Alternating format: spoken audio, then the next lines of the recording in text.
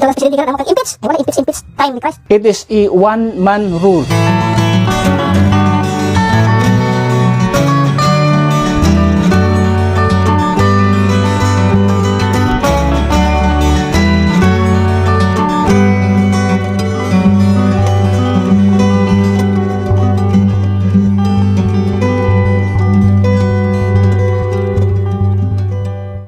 At in 2 Timothy chapter 3 verse number 1 to 7, ang basahin niyo.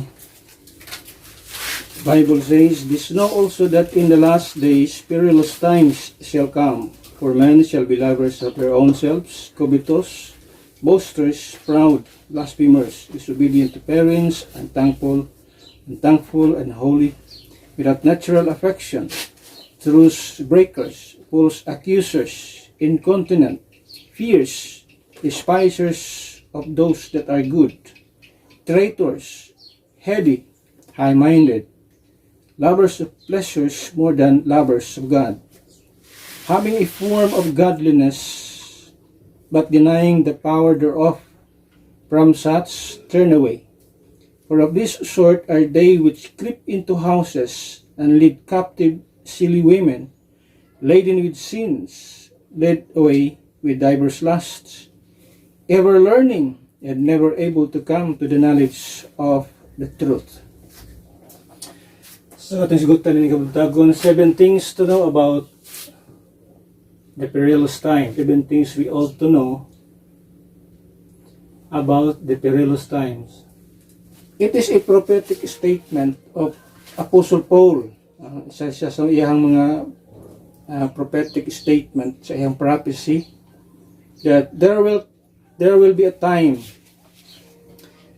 so-called perilous times. The word perilous means dangerous, makalilisang na panahon, ng mga panahon. So we are in that time period. We are in that time, okay, exact time ng gisulti ni Apostle Paul, na gitawag og makalilisang panahon, makalilisang nga mga panahon.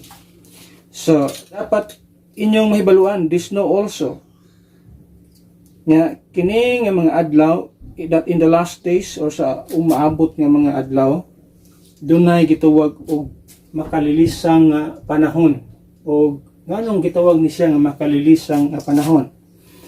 That's why ato nang kinahanglan sabton ug atong hibaluon nganong gitawag ni siya makalilisang panahon. Unsa may but pasabot, unsa may naadi ini nga klase nga panahon nga atong makitaan. Dunay 7 kabutang atong pagtaga dinha. Nganong gitawag kini usa ka makalilisang nga panahon. It is a time atong makita, number 1. It is a time where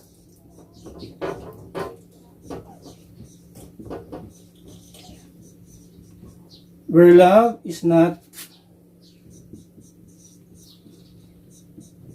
ideal, or should I say perfect.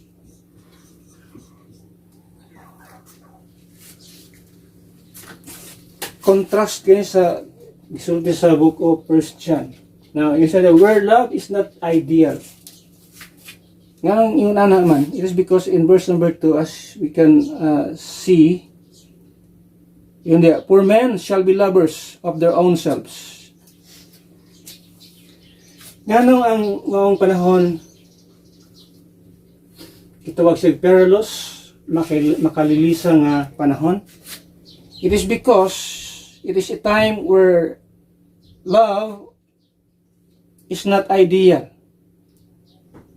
For men shall be lovers of their own selves. In verse number 4, yun diha, lovers of pleasures more than lovers of God. Sumuday na ang maong panahon. Sumabot ang panahon nga ang tao maging lovers of pleasure more than lovers of God. In other words, men shall be lovers of their own selves. So, ang ilang gigugma ang ilang kaugalingon, and this time, mao ni ang gisulti sa Biblia nga panahon. The world become selfish. People become selfish. That is why in our time na also ang word niya selfie. Selfie. Ang picturean kaugalingon rabir mo ba? Selfie. Diya nagagikan ang word na selfish. Now, this time is not you cannot expect nga ang paghigugma perfect, and in fact in our time, in this karon nga panahon, grabe ang gitawag og kining gitawag bitaw nila og divorce sa pananguban sa Pilipinas na gitawag og annulment. Grabe, very rampant sa ato ang panahon karon.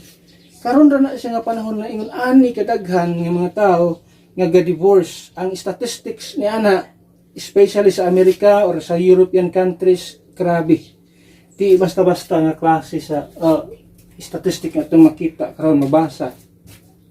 Matong makita sa mga social media. Grabe yun. Divorce, annulment is so rampant.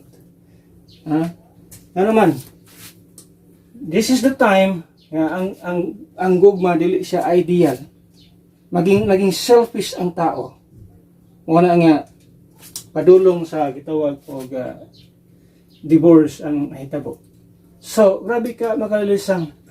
O once ang gugma mo dili na patigbabaw sa katilingban sa itong nasod, kanasuran, mga kanasuran, diha magkagubot ang tibuok kalibutan. Yan naman, wala may gugma ang tao.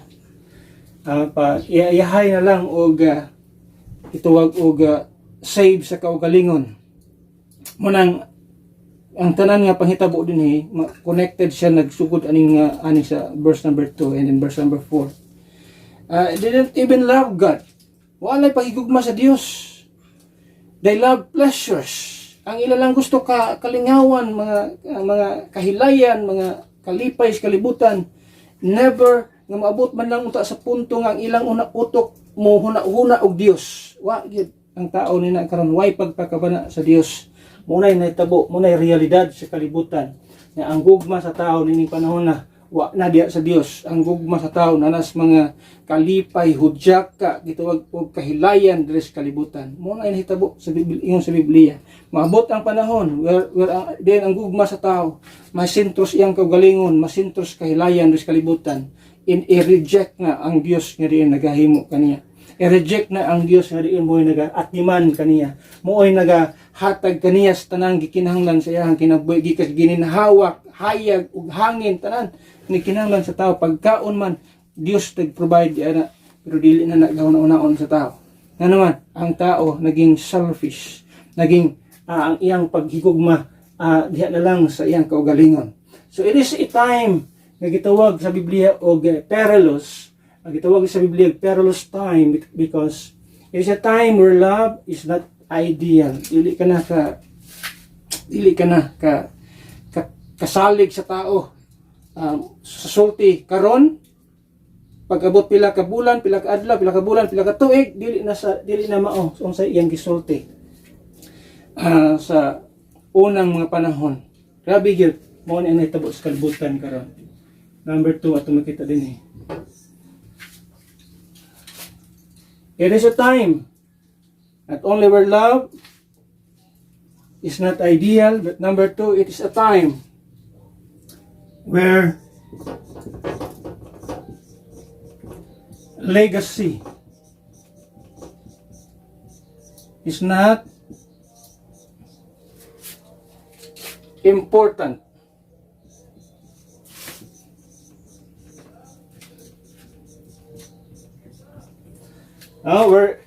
It is a time where legacy is not important. Wala na ang legasiya, bali, dili na importante sa tao. That is why, and even sa mga sports karon, sa mga basketball player, O dili na importante sa ila ang legacy. Kaya bitaw sa unang panahon nilang Michael Jordan, panahon nilang Kobe Bryant nga gusto mo kuha bitaw og kanang rank kay mo ginay pinaka itawag og goal sa usa ka team, usa ka tawo nga makakuha og championship, makakuha og ring sa ilahang itawag ligasiya. Nga kana nga ligasiya ba nga nakuha na ko ni nga championship nga singup og dugo ang akong gibuhis. Karon dili na ingon ana sa mga sports, dili na ingon ana. Di na importante sa tao karon nga ligasiya nga kada bang paningkamutan gusto nila nga makuha na ng sa kabutang kana bang mura og naglakaw lang sila sa carpet, no? Murag naglakaw lang sila carpeted nga aisle ang pagkuha sa mao nga gitawag og championship. Even sa kinabuhi sa tao karon, dili na importante ang legasiya sa tao. Ha? The legacy o na nga makita din ha. Ano atong basahon verse number 2, covetous, gitawag boasters, proud, blasphemers, disobedient to parents, unthankful, and unholy. In other words, nato siyang tagsaon, the legacy of being generous is not important. Instead, they became covetous. The legacy, the legacy of being lowly is not important. Instead, they became gitawag diri sa tuang pulong sige na boasters. The legacy of being humble is not important. Instead, they became proud. Sa padiha, the legacy of being worshippers is not important. Instead, they became blasphemers. The legacy of being obedient is not important anymore. Instead, they became disobedient to parents. The legacy of being grateful is important. Instead, unsay nitabo sa tao, they became unthankful ingon sa Biblia.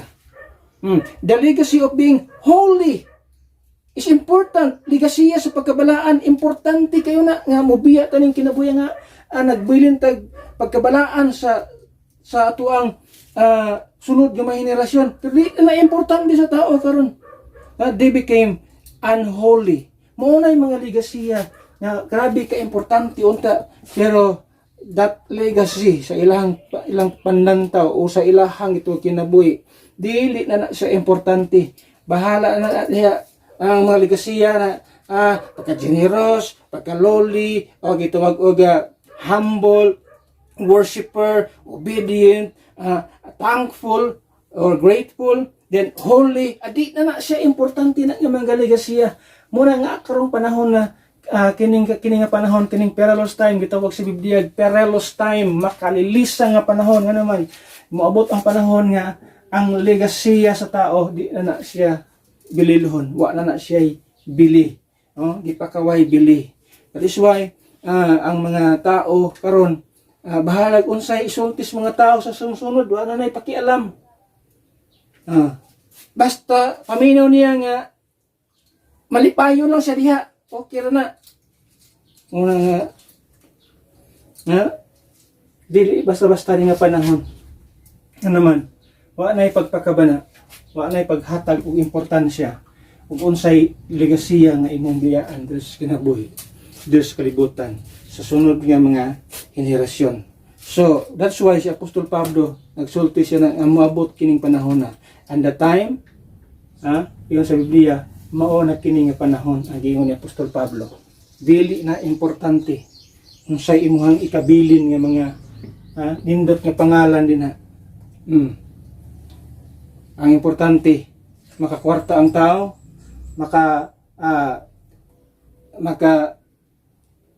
malipay ang tao sa mga kahilayan. Mo na importante rin sa kalibutan. Wala na importante unsa nga mga legasiya diha nga imong pagabuhaton. Mo na naas kalibutan karon. So sadly, kanang mga butanga nagakahitabo sa ato ang panahon. Number 3. Anong gitawag kini siya perilous time? It is because, ato makita din ha, it is a time where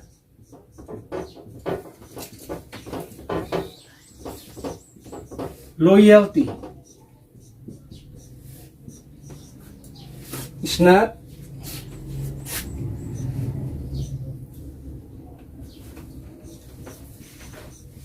impactful. So we're in the time nga ang loyalty wala na siya effect, di na epektibo. Kanang loyal dili na epektibo sa panahon tanawa sa atong gibasa diya. That is verse number, tanawa sa verse number 4. Ato makita din verse 3 and 4.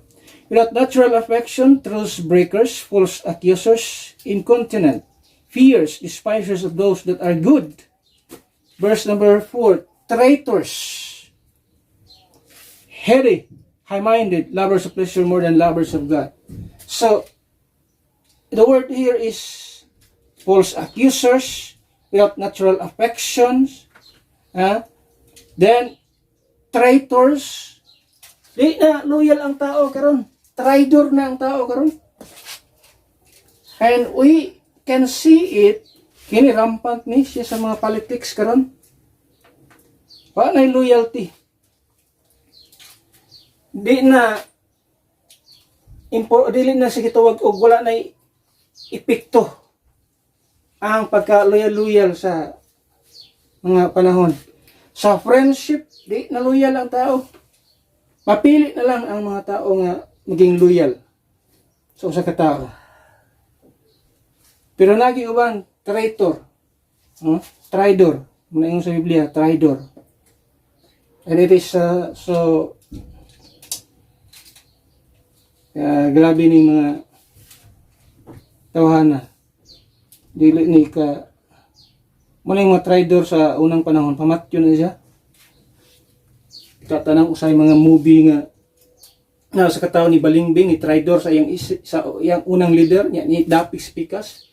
Pag-abot na sa Pikas, patyo na nga naman.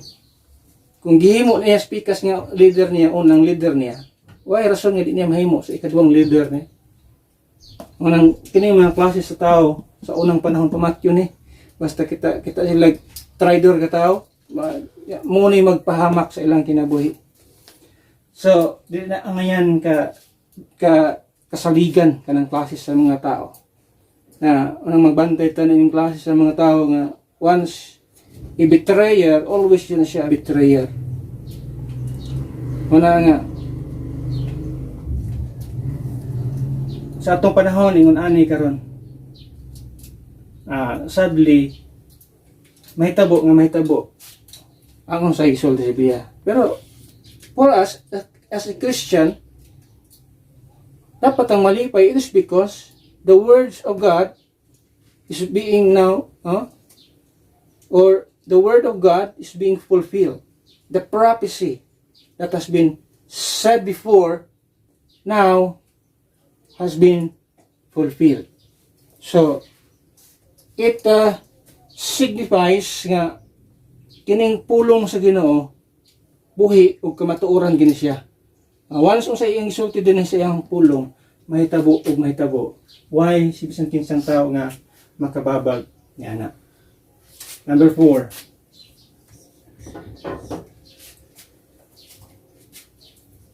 It is a time where love is not ideal, where legacy is not important, where loyalty is not impactful.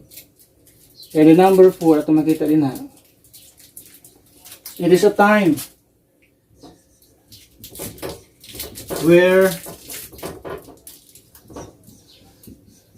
liberty is not inferior.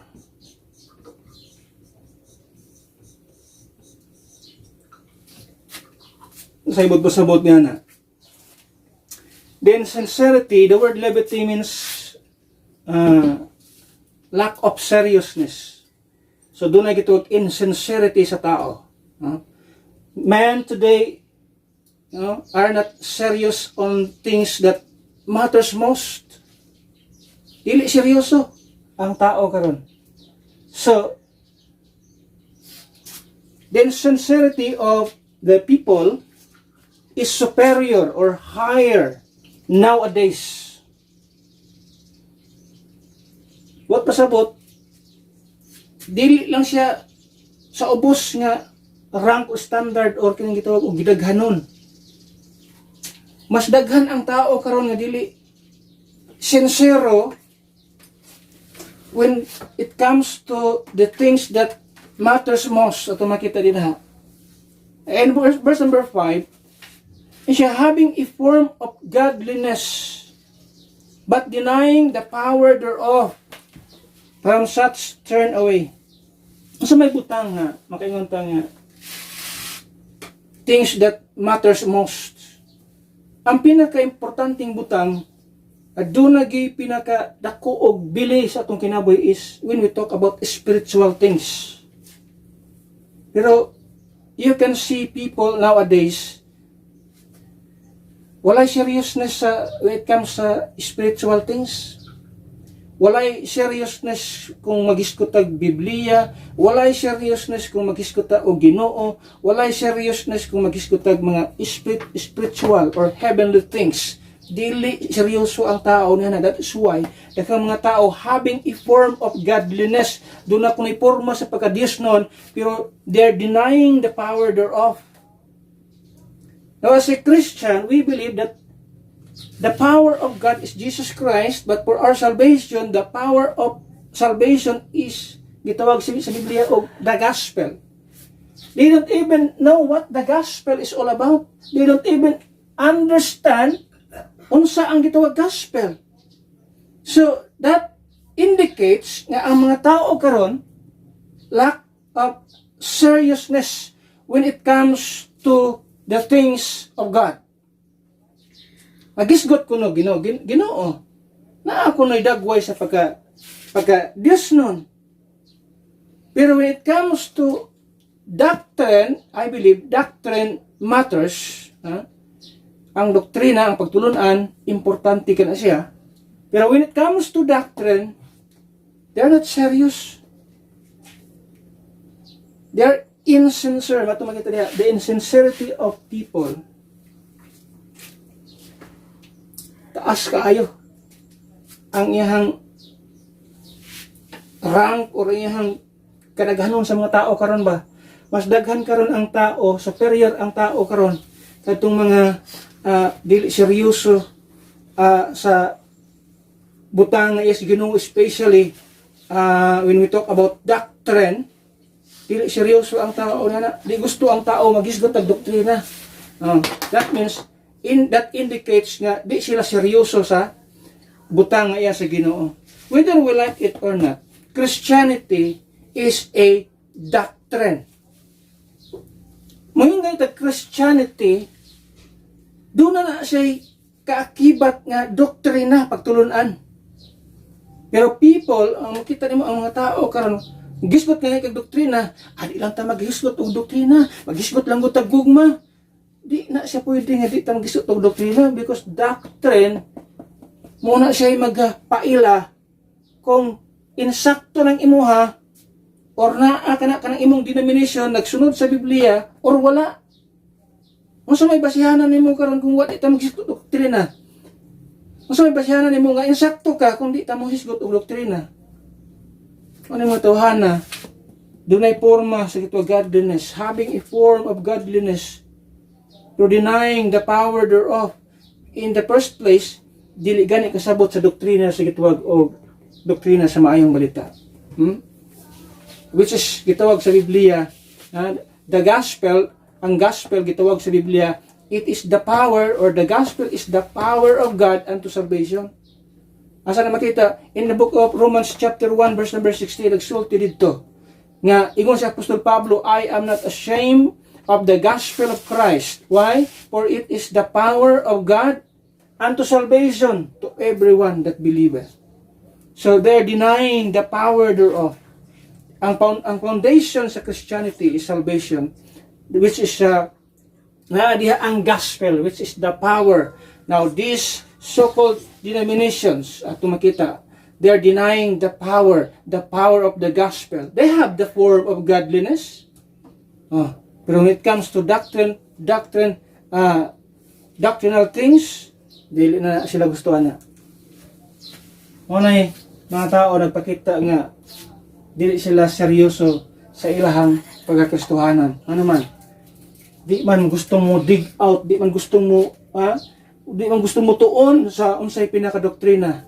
Kay di sila gusto nga una-una mabagtangan sila og pangpangwarta.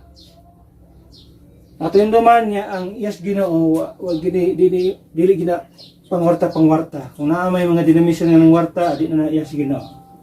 Number 5. Okay, number 5. Ginganong gitawag kinsig perilous time. It is because atong makita sa Biblia, it is a time where love is not ideal, where legacy is not important, where loyalty is not impactful, where levity is not inferior. But pasabot, superior ang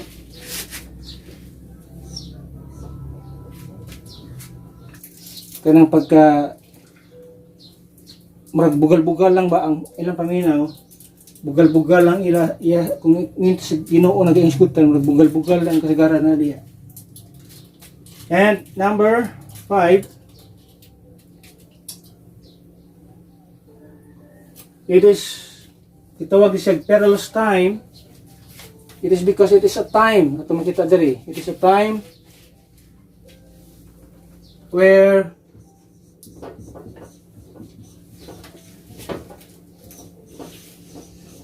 lust is not inactive.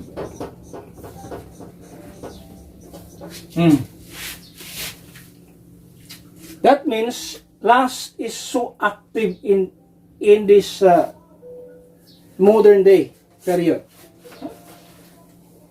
Now, as we can see it, ato makita din ha, in verse number 6, for of this sort are they what creep into houses and lead captive silly women, laden with sins, led away with diverse lusts. Can you imagine sa atong panahon karon? Lust is everywhere. O kinsay ga-promote na yun eh. Mga kababaihan na makita din hiyo. Yun sa day, for of these sorts are they which creep into houses. Yun sa pagsunod sa mga kabalay-balayan. Through internet. Tanawan na. Ipasulod ng gitog internet sa mga kabalayan. And lead captive silly women. Ang mga kababaihan naging captive sa maunga internet, sa mga internet karon. And what they did, laden with sins, led away with diverse lust. Nag-promote ani kinsa. Tanawa ang internet. Nganong puno kay na sa mga kababaihan diha naghubo. Kina-post ang picture nga halos hubo na. Pang-post ang mga videos nga halos amot na lang. If we are not careful, yung sa Bible, di ta careful, bisa sa mga internet, naiuban diha nga mga patalastas, bukat lang creep in, usang abot ba sa akong kuan nga, mga binastos nga mga videos, photos, manggawas diha sa internet, di na siya surprising. Kay naa na sa Biblia. Grabe ang kining lust in diverse gitawag sa Biblia diverse lust na kalahing klase sa pangibog sa unod.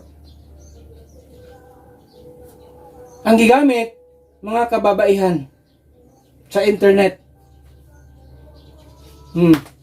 Basta karong panahon na dili ka gitawag careful sa imong gitawag og Christian life, ay daghan kag mga daot nga kinabuhi nga naman na karon ang report sa Pilipinas, kalimot ko kapila ang Pilipinas pero murag number 3, nakalimot ko pero iyon sa diha mas daghan kayo og mga kababaihan gapang tan-aw og mga porn sa internet. Taas ang ilahang statistics. Naunsa naman hinuon nga kalibutan na baliktad naman noon. Ano man na gisulti na sa Biblia daan. Na sa Bible. Sudlan ang mga panimalay. Himuong captive ang mga kababaihan. So pa diha, led away with diverse lust. Sila ang nag-promote karon sa mga daghang kayong mga kabastusan diha sa internet.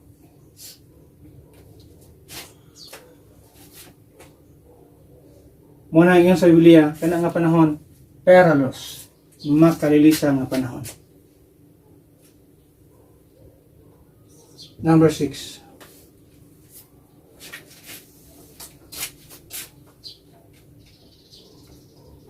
It is a time where learning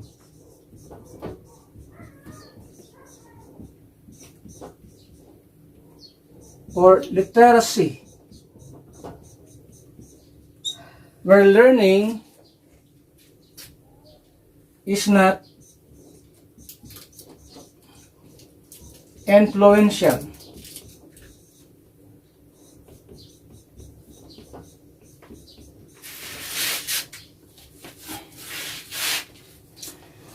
Look at verse number 7. Siya, ever learning and never able to come to the knowledge of the truth. Learning nowadays, at naman kita, is not influential. Yan naman, daghang mga tao sige tuon pero bulok gyapon.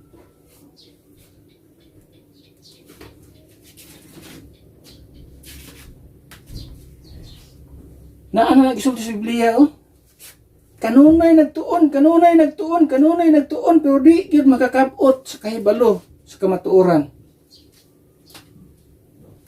Ano, yun na man, ang naitabo. Wala na, di na, Ang tao gusto lang og titulo, pero di gusto nga paningkamutan.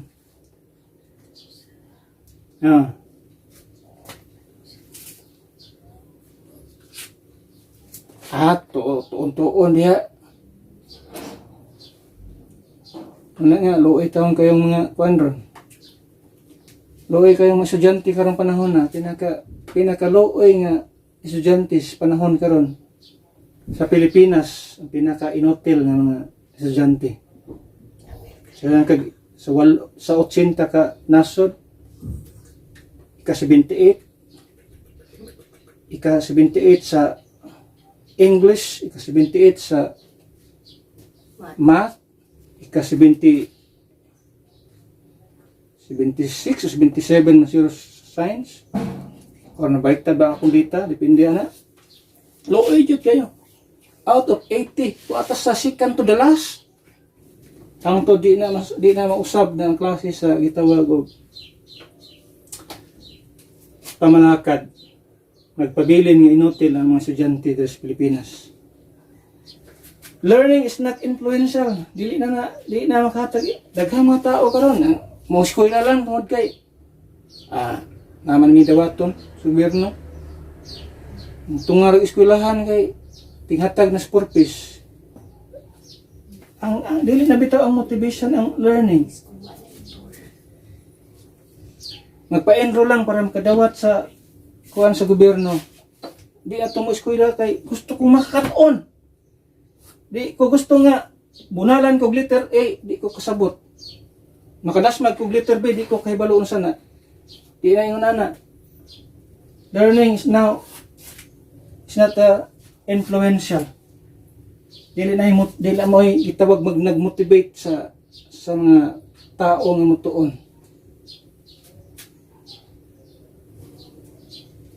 Lisod. Sa unang panahon, pati mang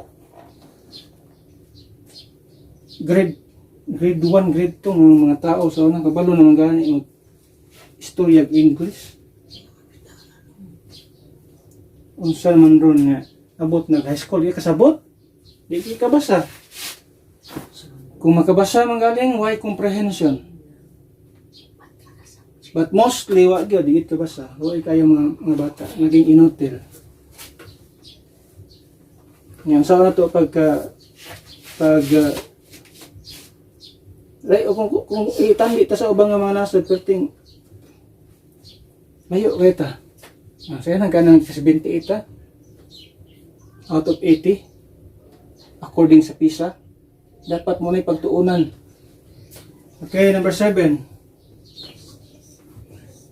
Sige lang, og bahalag maynta bugo unta sa mga secular nga mga kuan, bugo unta sa mga secular nga butang, basta bright lang unta sa iya sa butang sa Ginoo, okay ra na. Ang bugo pa sa secular nga butang, wala pa kahibalo sa butang nga iya sa Ginoo, samot na gyud. Number 7, ato makita di katapusan. It is a time where lie is not irrelevant.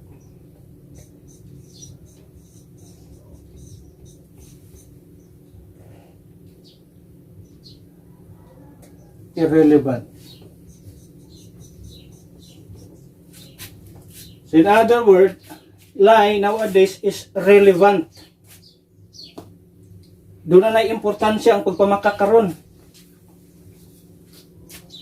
So sa yes, Ginoo, ang pagpamakak, that is irrelevant. But now, it's not irrelevant. Ano naman, nagka nakakwartas pagpamakak, karon? O, tayo itong example. Kanang mga vloggers. Ngayon nag-content na sila bihalag baka. For the sake of what? Views. Daghag views, daghag followers. Kung sana equals na siya sa kwarta, money. Accusing, tanawa sa itong gibasa diri, false accusers. Atong butang di. False accusers. Despisers of those that are good. For the sake of views and money. Bahalag bakak. Mga fake news peddlers ng mga tao. Asam na nito po, naana gisul sa Biblia. Sa umabot nga panahon daghang mga tao nga manggawas, false accusers. Mahilig og akusa sa lahing kampo, sila daing gabuhat. Nagpakailap og mga bakak. Ano man na kay moabot, gisulti sa Biblia, moabot ang panahon nga ang bakak di na siya mahimong irrelevant. Ang bakak relevant na sa ubang mga tao nga naman sa ilang makakuha sila kwarta. O can you imagine ana? Nakadawat kag 1 million sa imong pagpamakak? Wala nang common sense, wala nang gituwag pag timbang-timbang sa kabutang bang tinuod ba nagdili. Bahalag sayop, nagpabilin din ha. Can you imagine? Pero tinawag ka, unsa ang klase sa mga tao? Muna'y kuyaw sa atong panahon karon nga naman. Pasangin lang na sa kabutang, daot ng imong kredibilidad. Now, muna'y delikado kayo sa atong panahon karon. Butang-butangan lang ka. O sa ibot pasabot anong lie is, tanawa, sa atong ibasa diya, ever learning and never able to come to the knowledge of the truth. Now, if there is no truth, saan hitabo? Puro lie, puro baka, puro falsehood. Muna ito false accusation, nakita na ito diha. Ano man, wa may truth. Ang tao di makakaplag sa truth. Di, kabaliktaran sa truth, baka. So ang tao, magkinabuhi, diya sa bakak. Samot na kay ang bakak makwartahan karong panahon na. Samot na gyud. Bahalag bakak basta na kwarta. Di ang Ginoo di gyud na ingon sa Ginoo. Ang kamatuoran magpabilin nga kamatuoran. Ang kamatuoran magpabiling importante sa tubangan sa Dios because He is the truth. The Word of God is truth. Jesus Christ is truth. Ug magpabilin ng maong truth. Regardless unsa response sa tao, bahalag ang tao magkinabuhi des bakak, ang Ginoo magpabiling kamatuoran. So pilion sa tao ang pagpabilin diya sa bakak. Ano man? Di man gyud bisag saon, bisag saon, sa tuon. Di gyud kakabot. No, di makakabot sa kahibalo na tungod sa kamatuoran. In our kining gitawag og denominational gitawag og teaching sa mga denominations today. Yan di man sila kakabot sa gitawag og truth. The word of the gospel of our salvation gitawag na siya the gospel of our salvation. The word of truth, gitawag na siya sa Biblia og the word of truth. No? Ever learning and never able to come to the knowledge of the truth. Now, when it comes to salvation, ay gisulti ang Biblia at ning tanawon kay importante gani siya. Ephesians chapter 1 verse number 13, kaybo ta nga nato na siyang nagbalik-balik diha. Siya, in whom ye also trusted after ye heard the word of truth. So dunay gitawag the word of truth. Ang atong gibasa kaniha, never come to the knowledge of the truth. Iyon siya sa verse 13 sa Ephesians. In whom ye also trusted after that ye heard the word of truth. So naa kay nadunggan nga word of truth. Unsa man ang word of truth diha sa Biblia? Iyon sa Bible atong gibasa diha. Ang word of truth is the gospel of our salvation. So you heard it. Ang pinaka-importante is you understood it. Pero di lang po tama diha, you believe it. Sa atong kinabuhi, we heard it, we understood it, and we believe it. Muna ato ang mahitabo ng kinabuhi. Pero daghang mga tao, daghang denominations, wa makasabot sa gitawag word of truth, which is the gospel of your salvation. Unsay gimo? Naghimo hinon sa daghan kay nga mga gospel. Atong sigutan sa sunod siguro, 7 damnable bloodless gospel preached today. Mga atong sigutan siguro sa sunod or next nga topic. But instead of preaching, instead of believing the word of truth, the gospel of our salvation, wala na sa ilaha, ano man. Nagtubay tanga ang mga denominations karon wa nagtuon. Nagtuon oy. Tanaw ba sila mga debate tanaw ka mga debate sa uban nga mga religious kuan, mga denomination diha. Parte naghana libro diha. Butang diha daghang king libro. Unsa na siya ibut pasabot? Kanang mga tawhana mo nang gitwag ever learning but never come to the knowledge of the truth. Unsa ang knowledge of the truth? The word of truth, the gospel of our salvation. Wa gyud makasabot unsa ang gospel. Daghang kayong denominations karon. Wa makasabot unsa ang pinaka-pure nga gospel. Ngamuni kanunay ato ang ginawali. The gospel of Christ, the gospel of the grace of God. Unsa man the shed blood of Christ. Christ died on the cross. He was buried. He rose again for our justification. He shed His blood for our sins. He paid our sin death on the cross. Siya ang nibayad yan na muna ang ato ang gituwag og pure nga gospel. Muna ang gituwag ato pure gospel. Pero daghang mga tao wa makasabot niya na ug atong pure gospel makita na sa 1 Corinthians 15:1-4. Daghang mga tao, daghang denominations wa makasabot unsa nang pure nga gospel. Instead, they preach atong pagatunan sa sunod. katong 7 damnable bloodless gospel nga gitawag. Di sa masaon. Di ko mutuon na gatuon. Naapo na sila Biblia. Naapo na sila daghang mga libro. Daghan na sila gipang sunod. Pero anong di sila makasabot unsa ang gospel? Anong wa sila makabaton sa kaluwasan, sa siguradong kaluwasan nga naman. Muna gisulat sa Biblia, ever learning. Kanunay nagtuon. Kanunay nagabasa, nagstudyo, kanunay hatag og panahon sa pagtuon. Pero ganun di kasabot, ganun di makakabot sa gituwag kahibalo, sa gituwag og kaalam, kahibalo, sa gituwag og kahibalo sa kamatuoran. Ano yung una naman? Nga, iyon sa Bible, the God of this world, 2 Corinthians chapter 4 verse number 3 and 4, tanawa diha. Nganong di kasabot ni mga tawanan ni? Iyon siya, but if our gospel be hid, verse number 3 ta masugod, isa, but if our gospel be hid, it is hid to them that are lost. In verse number 4, tanawa, in whom the God of this world hath blinded the minds of them which believe not. Ngano di ay? Kadtong mga tao nga wa mo tuo gibutahan ni Satanas ang ilahang mga panghuna-una. Yan sila, lest the light of the glorious gospel of Christ,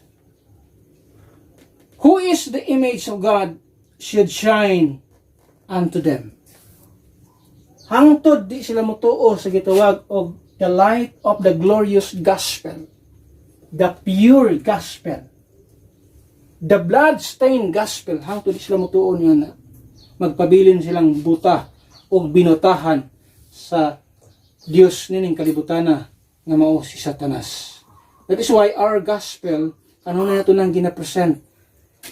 Wala na ito gitago ang maayong balita. We are not hiding the gospel of Christ. Kay once ato nang itago, mahimong tinago nito sa mga taong dili luwas. Manang atong ipadayag. Every now and then atong nang ginapadayag the gospel of Christ. E mura na ibugtong paagi nga ang tao nga buta, binutahan sa yawa, binutahan sa Dios ng kalibutana, makabaton siya o gitawag kanabang enlightenment. Ma-enlighten ang iyang panghuna-una. Hangtod mo muabot siya sa puntong mutuo siya sa gihimo ni Kristo sa krus sa Kalbaryo o makabaton siya sa iyang kaluwasan, sa iyang kalag.